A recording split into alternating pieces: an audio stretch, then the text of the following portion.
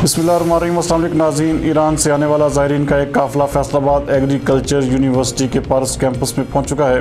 हमारे नुमाइंदा ख़ुसूसी गुलाम दस्तगीर हैदर के मुताबिक ज़ायरीन को सख्त सिक्योरिटी में एग्रीकल्चर यूनिवर्सिटी के पारस कैंपस तक लाया गया।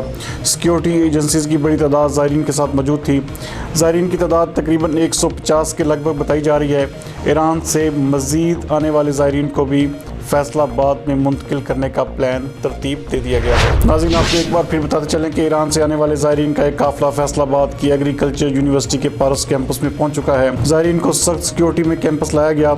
इस मौके पर सिक्योरिटी एजेंसीज की बड़ी तादाद भी ज़ायरीन के साथ मौजूद थी। ज़ायरीन की तादाद 150 के करीब लगभग बताई जा रही है।